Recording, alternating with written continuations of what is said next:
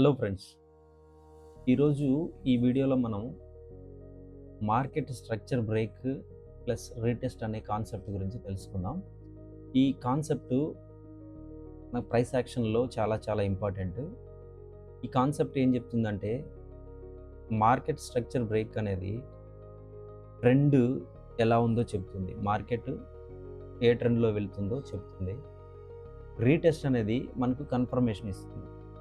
So ఈ రెండు కలిపి మనం ప్రైస్ యాక్షన్లో చార్ట్ని అనాలసిస్ చేస్తే మనకు ఎంట్రీస్ చాలా క్లియర్గా అర్థమవుతాయి. ర్యాండమ్ ఎంట్రీస్ నుంచి మనం బయటపడతాం. సో ఈ కాన్సెప్ట్లోకి ఎంటర్ అయ్యే ముందు ఫ్రెండ్స్, ఈ వీడియో చివరి వరకు చూడండి. ఈ కాన్సెప్ట్ చాలా క్లియర్గా అర్థమైతే వన్స్ మీరు కూడా చార్ట్ను ఓపెన్ చేసిన వెంటనే మార్కెట్ స్ట్రక్చర్ అనేది చాలా క్లియర్గా అర్థమవుతుంది. వన్స్ మార్కెట్ స్ట్రక్చర్ అనేది అర్థమైతే మనం ఫేక్ ఎంట్రీస్ అనేటివి ఈజీగా ఐడెంటిఫై చేయగలం. ఆ తర్వాత మనం ఎంట్రీ ఎలా తీసుకోవాలి, ఎగ్జిట్ ఎలా ప్లాన్ చేసుకోవాలనేది కూడా చాలా క్లియర్గా అర్థమవుతుంది. సో ఫ్రెండ్స్, వీడియో తప్పకుండా చివరి వరకు చూడండి. తర్వాత ఏంటంటే, ఎప్పుడైనా సరే ఫ్రెండ్స్, మార్కెట్లో ఒక బ్రేక్అవుట్ వచ్చింది అంటే, ఫర్ ఎగ్జాంపుల్ నేను ముందు మీకు దానికంటే ముందు మార్కెట్లో స్ట్రక్చర్స్ ఏమి ఉన్నాయో క్లియర్గా చెప్తాను. మార్కెట్లో మనకు మూడే స్ట్రక్చర్స్ ఉంటాయి. ఒకటి up trend market structure, 2 down trend market structure, 3 side వేస్ మార్కెట్ స్ట్రక్చర్. మార్కెట్లో మనం చార్ట్ ఓపెన్ చేయగానే మనకు ఈ మూడే కనిపిస్తాయి. 3 ప్రతిరోజు కనబడాలని రూల్ ఏం లేదు. ఏవైనా ఉంటే ఈ 3 స్ట్రక్చర్సే ఉంటాయి. సో ఫర్ ఎగ్జాంపుల్ మనం అప్ ట్రెండ్ మార్కెట్ ఉందనుకుందాం. అప్ ట్రెండ్ మార్కెట్ అంటే ఏంటి మీకు తెలుసు. Higher highs, higher lows form చేసుకుంటూ వెళ్తే దాన్ని అప్ ట్రెండ్ మార్కెట్ అంటారు. ఫర్ ఎగ్జాంపుల్ ఇక్కడ చూడండి, హయ్యర్ హైస్, ఇది దీనికంటే దీని హై ఎక్కువ, దీని లో కంటే దీని లో ఎక్కువ, దీనికంటే దీని హై ఎక్కువ, ఈ క్యాండిల్ ఈ క్యాండిల్ లో కంటే దీని లో ఎక్కువ. సో దీన్ని అప్ ట్రెండ్ మార్కెట్ అంటారు. ఎప్పుడైతే higher highs, higher lows form చేసుకుంటూ గ్రీన్ క్యాండిల్స్ వెళ్తుంటాయో దాన్ని అప్ ట్రెండ్ మార్కెట్ అంటారు. డౌన్ ట్రెండ్ అంటే ఏంటి, లోవర్ హైస్, లోవర్ లోస్. ఇప్పుడు చూడండి, దీని లో, యాక్చువల్గా ఈ గ్రీన్ క్యాండిల్ ఇక్కడ చూడండి, దీనిలో కంటే దీనిలో కిందకు ఉంటుంది, దీని హై దీనికంటే కింద ఉంటుంది, దీని హై దీనికన్నా కింద ఉంటుంది, దీనిలో దీనికన్నా కింద ఉంటుంది. So lower lows, lower highs form చేసుకుంటూ వెళ్తే దాన్ని డౌన్ ట్రెండ్ మార్కెట్ అంటారు. ఇక్కడ సైడ్ వేస్ అంటే మీకు తెలుసు. సైడ్ వేస్ అంటే ఒక లెవెల్ని ఒక 30 పాయింట్స్ 50 పాయింట్స్ తీసేసుకుంటుంది. మార్కెట్ అదే జోన్లో పైకి కిందకి మూవ్ అవుతూ ఉంటుంది. దీనినే సైడ్ వేస్ అంటారు. సైడ్ వేస్ మార్కెట్లో మనం ఎటువంటి ఎంట్రీస్ ప్లాన్ చేసుకోకూడదు యాజ్ ఏ బయ్యర్. సో ఇక్కడ వరకు క్లియర్. ఎప్పుడైతే ఒక ట్రెండ్ ఫాలో అవుతూ ఆ ట్రెండ్ని బ్రేక్ చేసుకొని రివర్సల్గా మార్కెట్ పైకి వెళ్తుందో దానినే మార్కెట్ స్ట్రక్చర్ బ్రేక్ అంటారు.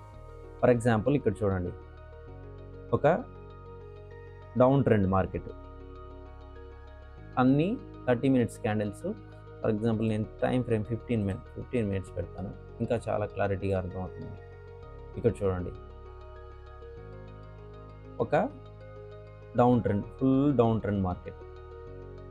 ఈ డౌన్ ట్రెండ్లో మనం ఇమీడియట్గా ఎంట్రీస్ తీసుకోకూడదు. ఎందుకంటే మార్కెట్ రీటెస్ట్ చేయాలి. 20 EMA దగ్గరకో లేదా 9 EMA దగ్గరకో రీటెస్ట్ అయితే మనకు కన్ఫర్మేషన్ వచ్చినట్లు.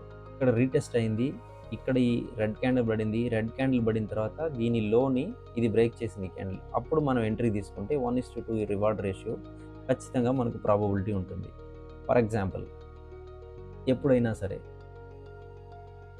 ఇక్కడ చూడండి, మళ్ళీ డౌన్ ట్రెండ్ మార్కెట్లో ఇక్కడ ఒక బ్రేక్అవుట్ వచ్చింది. ఈ బ్రేక్అవుట్ వచ్చిన వెంటనే మనం ఎంట్రీ తీసేసుకోకూడదు.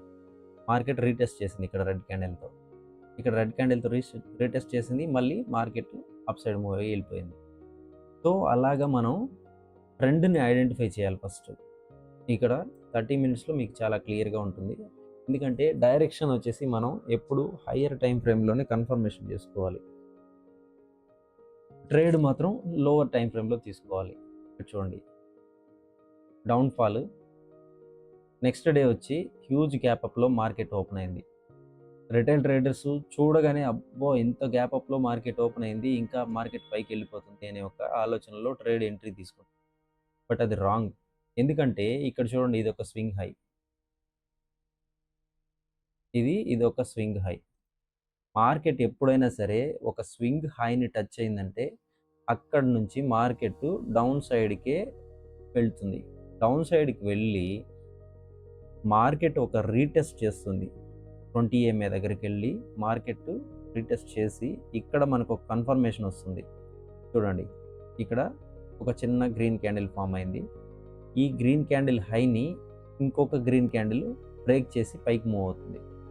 సో ఈ టైంలో మనం ఎంట్రీ తీసుకోవాలి. ఇక్కడ ఎంట్రీ తీసుకొని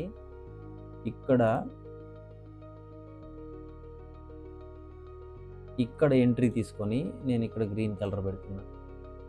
ఇది ఎంట్రీ తీసుకొని ఈ లో కింద స్టాప్ లాస్ పెట్టుకోవాలి. ఈ లో కింద ఇది స్టాప్ లాస్ పెట్టుకోవాలి. స్టాప్ లాస్కి నేను బ్లూ కలర్ ఇస్తున్నాను. ఇది స్టాప్ లాస్.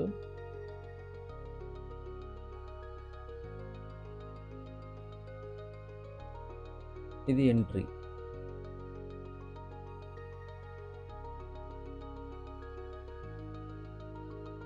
ఎంట్రీ చూడండి ఫ్రెండ్స్, చాలా క్లియర్గా చెప్పాను మీకు. ఎప్పుడైతే ఈ చిన్న గ్రీన్ క్యాండిల్ కింద స్టాప్ లాస్ పెట్టి మనం దీని హైని బ్రేక్ చేసిన తర్వాత ఎంట్రీ తీసుకుంటామో ప్రాబబిలిటీ చూడండి ఎంత ఉందో మీరు గమనించండి. ఇక్కడ నుంచి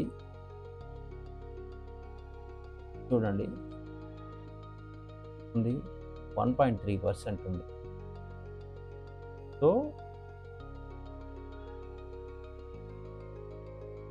రిస్క్ రివార్డ్ రేషియో చాలా ఎక్కువగా ఉంటుంది. ఇక్కడ కూడా మనం ఎగ్జిట్ ఎలా ప్లాన్ చేసుకోవాలి?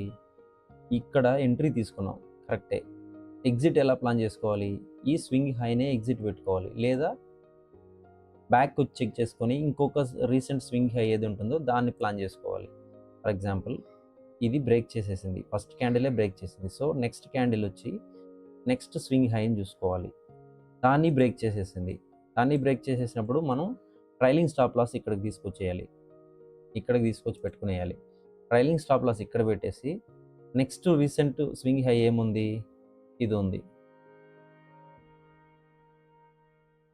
23,500. సో ఇప్పటికే మనకు 250 పాయింట్స్ అప్ సైడ్ ఉన్నాం. సో ఈ స్వింగ్ హై పైన మ్యాక్సిమం మనం టార్గెట్ ఫిక్స్ చేసుకునేసి ఇక్కడ టార్గెట్ ఫిక్స్ చేసుకునేసి మార్కెట్ నుంచి ఎగ్జిట్ అయిపోవాలి. డెఫినెట్గా అలా చేస్తేనే మనం హై ప్రాబబిలిటీ ట్రేడ్ తీసుకున్నట్టు. వెయిట్ చేసి ఉంటే మార్కెట్ 24,000 వరకు వెళ్ళింది. అంటే 23 నుంచి 24కి 2 డేస్లో 700 పాయింట్స్ మూవ్ అయింది. 700 పాయింట్స్ నిఫ్టీలో మూవ్మెంట్ అంటే it's not a simple thing. But ఇది ఎవరికి వర్క్ అవుతుంది? ఎవరైతే పొజిషనల్ ట్రేడింగ్ చేస్తారో వాళ్ళకి మాత్రమే ఇది వర్కౌట్ అవుతుంది. ఇంట్రాడే ట్రేడింగ్ చేసే వాళ్ళకి ఈ గ్యాప్ అప్స్ని క్యాచప్ చేయాలంటే చాలా చాలా కష్టమైన విషయం. ఎందుకంటే మార్కెట్లో ఎలా అయినా జరగచ్చు. బట్ పొజిషనల్ ట్రేడర్స్ ఏం చేస్తారంటే వాళ్ళు మార్కెట్ని వేరే కోణంలో చూస్తారు. మార్కెట్ని 1 వీక్ చూడరు, 1 మంత్కో 2 మంత్స్కో చూస్తారు. సో 1 మంత్కి 2 మంత్స్కి వాళ్ళు ప్లాన్ చేసినప్పుడు డెఫినెట్గా ఈ లెవెల్స్ అనేటివి వాళ్ళకి డెఫినెట్గా మ్యాచ్ అవుతాయి. సో వాళ్ళు ఇంట్రాడే ట్రేడర్స్ కంటే ఎప్పుడు ప్రాఫిట్లోనే ఉంటారు. సో బ్రేక్అవుట్ని ఇలా ప్లాన్ చేసుకుంటే మనకు రిస్క్ రివార్డ్ రేషియో ఎక్కువ ఉంటుంది ఫ్రెండ్స్. అలాగే డౌన్ సైడ్ కూడా మీకు ఒక ఎగ్జాంపుల్ చూపిస్తాను నేను. మార్కెట్ ఇక్కడ చూడండి డౌన్ఫాల్ అయింది. ఆ తర్వాత మార్కెట్ ఇక్కడ 20 EMAకి రీటెస్ట్ చేసి మార్కెట్ మళ్ళీ డౌన్ సైడ్కి వచ్చేసింది. సో ఈ రీటెస్ట్ చేసినప్పుడు మనకు కన్ఫర్మేషన్ వస్తుంది. ఆ కన్ఫర్మేషన్లో మనం ఎంట్రీ తీసుకోవాలి ఫ్రెండ్స్. ఇది వీడియోలో market structure break plus retest అనే కాన్సెప్ట్ మీకు అర్థమైంది అనుకుంటున్నాను. వీడియో కనుక చివరి వరకు చూసారంటే ఇంకా చాలా క్లారిటీ ఉంటుంది ఫ్రెండ్స్. సో ఈ వీడియోలోని కాన్సెప్ట్ మీకు కనుక నచ్చినట్లయితే ఛానల్ని లైక్ చేయండి, సబ్స్క్రైబ్ చేయండి. మీ ఫ్రెండ్స్కి ఎవరికైనా ఈ వీడియోస్ ఉపయోగపడతాయి అనుకుంటే డెఫినెట్గా షేర్ చేయండి friends. Thank you very much.